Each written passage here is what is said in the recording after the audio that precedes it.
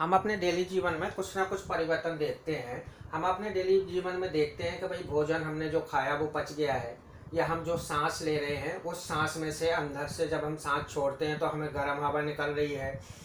हम दूध रख देते हैं खुला गर्मियों में तो हमारा दूध खट्टा हो जाता है, या हम धातुओं को बाहर छोड़ देते हैं, धातुओं की बनी हुई वस्तुओं को या धातुओं को, तो उनमें क्या लग जाता है, जंग लग जाता है। तो ऐसे बहुत से हम उदाहरण अपने डेली जीवन में देखते हैं जिनमें कुछ ना कुछ परिवर्तन होते हैं। यानी एक पदार्थ दूसरा पदार्थ बना देता है, यानी एक चीज से दूसरी नई चीज हमें बन जाती है, कुछ समय बाद वो नई चीज बन जाती है। तो आखिर ये सब क्या है? तो इन सभी नए परिवर्तन जो हो रहे हैं हमारी प्रकृति में चारों तरफ, उनको हम रासायनिक परिवर्तन बोलते हैं। जो नए परिवर्तन होते हैं जिससे नई चीजों का निर्माण होता है उनको हम रासायनिक परिवर्तन बोलते हैं।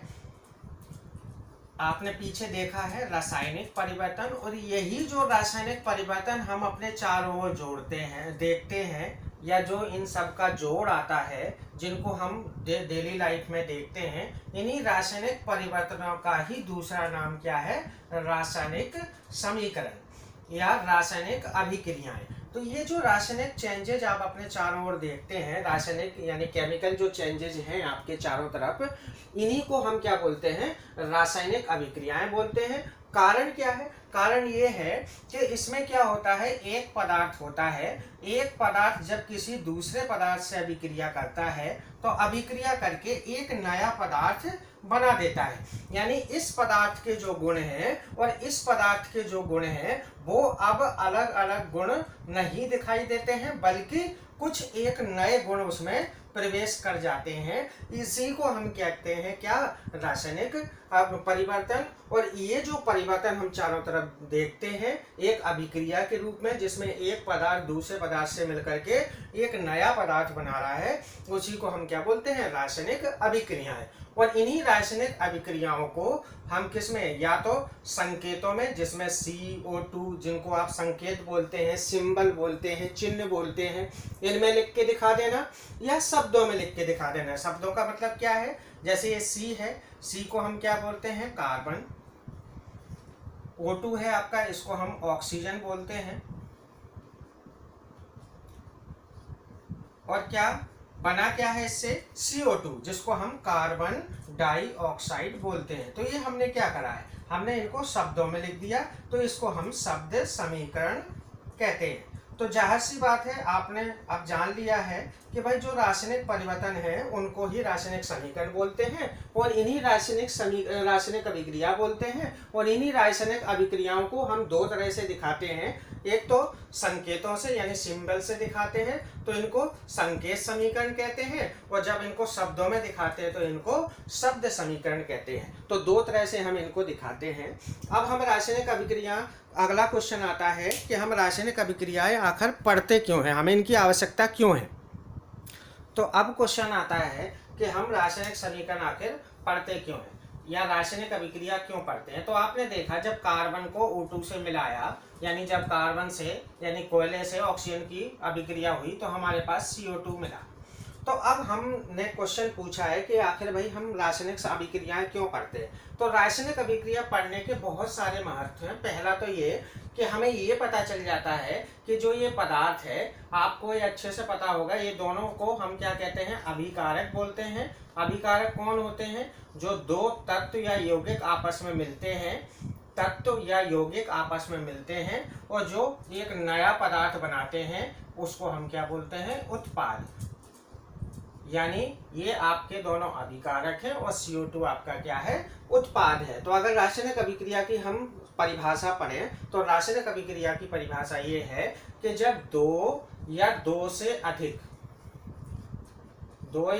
अधिक हम तत्व या यौगिक, तत्व या क्या हो? यौगिक जब आपस में मिलते हैं तो एक नए पदार्थ का निर्माण करते हैं। या तो एक पदार्थ बनाते हैं, एकल पदार्थ बनाते हैं, या एक से ज्यादा पदार्थ बनाते हैं, तो उनको हम क्या बोलते हैं? रासायनिक अभिक्रियाएं बोलते हैं। तो जो इन अभिक्रियाओं में भाग लेते हैं उनको हम अभिकारक बोलते हैं, और जो इनसे नए बनते हैं, नए पदार्थ, यौगिक बने या हो सकता है मिश्रण बने, तो जो भी बनते हैं आपके नए उनको हम क्या बोलते हैं, उत्पाद बोलते हैं। तो अगला हमारा क्वेश्चन है कि भाई हम रासायनिक अभिक्रियाओं का हमारा महत्व क्या है, क्यों हम पढ़ते हैं रासायनिक अभिक्रिया। तो पहला तो इसमें हमें ये पता चल जाता है कि भाई अभिकारक, कौन सा अभिकारक लें तो उत्पाद क्या बनेगा, पहला तो हमें इसमें ये पता चलता है। दूसरा हमें ये पता चलता है कि नया जो उत्पाद बना है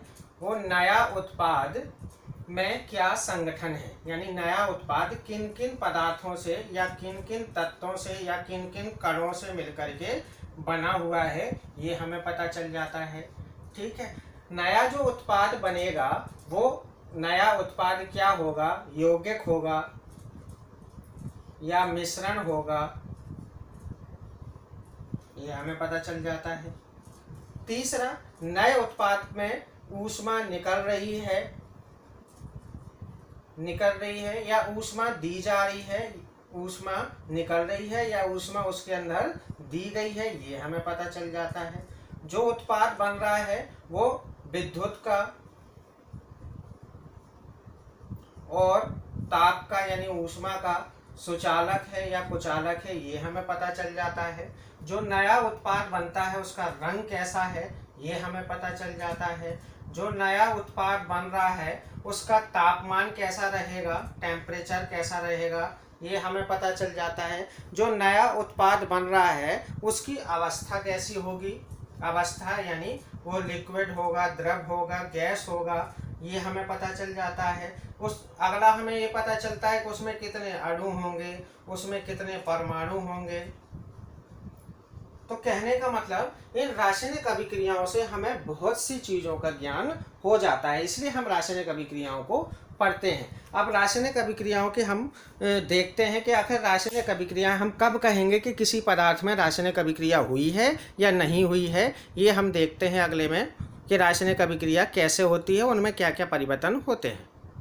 अगर कोई रासायनिक अभिक्रिया होती है तो उसमें मुख्यतः 4 तरह के गुण पाए जाते हैं, तभी हम कह सकते हैं कि उसमें रासायनिक अभिक्रिया हुई है। बहुत सारे गुण होते हैं लेकिन मुख्यतः 4 होते हैं। अगर उस अभिक्रिया में रंग में परिवर्तन हो जाए, यानी जो उत्पाद बने उस उत्पाद के रंग में कुछ परिवर्तन हो जाए, अगर हमने अभिकारक पीला लिया है और अगर हमारा उत्पाद सफ़ेद बन रहा है तो इसका मतलब रंग में परिवर्तन हुआ, तो हम कहेंगे कि रासायनिक अभिक्रिया हुई है।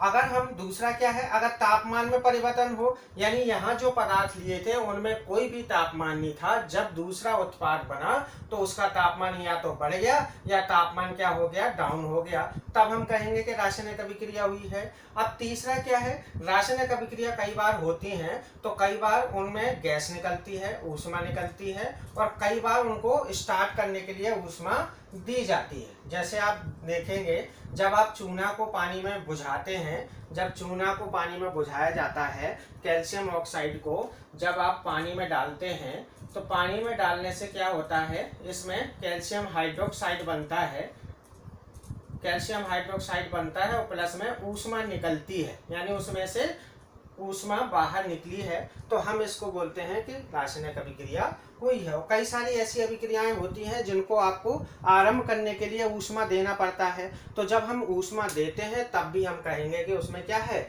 रासायनिक अभिक्रिया हुई है। जैसे आप कोयला है, कोयला को जब आपको जलाना है तो पहले इसको कोयले को जलाना पड़ेगा, आप अब इसमें ऊष्मा देंगे तब जाकर ये कार्बन डाइऑक्साइड गैस देगा। तो ये गैस का उत्सर्जन हो रहा है या गैस का उत्सर्जन हो रहा है या ऊष्मा का उत्सर्जन हो रहा है, तो हम कहेंगे कि रासायनिक अभिक्रिया हो रही है। और चौथा है अवस्था में परिवर्तन। अवस्था में परिवर्तन का मतलब है कि जो अभिक्रिया है, अगर हमने इसमें लिया तो आप देख रहे होंगे आपका जो कार्बन है वो सॉलिड है और यहाँ ये गैस है, तो यहाँ जो बना है वो भी क्या बनी है, गैस। तो यानी कोई सॉलिड पदार्थ था, यानी कोई कठोर पदार्थ था, या कोई आपका जिसको आप कहते हैं ठोस पदार्थ था, और ठोस पदार्थ से हमारा क्या बना हुआ है, गैस पदार्थ बना हुआ है, तो अवस्था का परिवर्तन हो गया। यानी या तो हो सकता है लिक्विड बन जाए, हो सकता है गैस बन जाए, हो सकता है सॉलिड बन जाए, यानी हो सकता है आपका द्रव बने, हो सकता है आपका गैस बने, हो सकता है आपका ठोस बन जाए। तो ये 4 मुख्य तरह के चेंज अगर अभिक्रिया में हो रहे हैं तो इसका मतलब वो कौन क्या है, रासायनिक अभिक्रिया है। अब हम देखते हैं रासायनिक अभिक्रियाओं के प्रकार कितने तरह के होते हैं। अगर हम रासायनिक अभिक्रियाओं के प्रकार की बात करें तो मुख्यतः 4 प्रकार की रासायनिक अभिक्रिया बताई गई हैं, और भी होती हैं लेकिन मुख्यतः 4 प्रकार की हैं, जिसमें से पहली आपकी होती है अभिक्रिया संयोजन अभिक्रिया, संयोजन अभिक्रिया। दूसरी आपकी होती है वियोजन अभिक्रिया, वियोजन अभिक्रिया। तीसरी होती है आपकी विस्थापन अभिक्रिया, विस्थापन रासायनिक अभिक्रिया। और अगली होती है चौथी नंबर की, इसको बोलते हैं द्विविस्थापन अभिक्रिया, द्विविस्थापन अभिक्रिया। और भी होती हैं, जैसे 5वें को आप उपचयन और अपचयन की अभिक्रिया बोलते हैं, उपचयन और अपचयन की अभिक्रिया बोलते हैं। इन्हीं को हम दोनों को इकट्ठा कर दें तो इन दोनों का नाम एक साथ रेडॉक्स अभिक्रियाएं पड़ जाता है, रिडॉक्स रिएक्शन। इनको रेडॉक्स रिएक्शन भी बोलते हैं। और भी कई सारे नाम देते हैं, लेकिन ये जो संयोजन की अभिक्रिया है तो इसी में हम ऊष्माक्षेपी,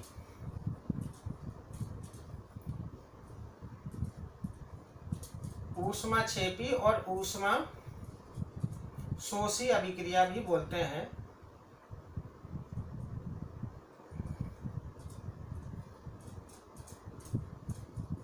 तो ये दो और होती हैं जिसमें आपकी ऊष्माक्षेपी और ऊष्माशोषी अभिक्रिया कहलाती हैं। तो ये संयोजन और वियोजन अभिक्रिया में भी हमें प्राप्त हो जाती हैं, इसलिए इनको अलग से हम अध्ययन नहीं करते हैं। लेकिन कई जगह इनको अलग भी बोला गया है कि भाई इसका नाम कई जगह 6वां नंबर दे दिया, इसका नाम 7वां नंबर दे दिया, तो ऐसे कई सारे नाम दे दिए। लेकिन जब हम संयोजन वियोजन की अभिक्रिया पढ़ेंगे तो इसमें हमारी ऊष्माक्षेपी और ऊष्माशोषी अभिक्रियाएं आ जाएंगी। तो ये रासायनिक अभिक्रियाओं के प्रकार हैं। चलते हैं पहली अभिक्रिया में।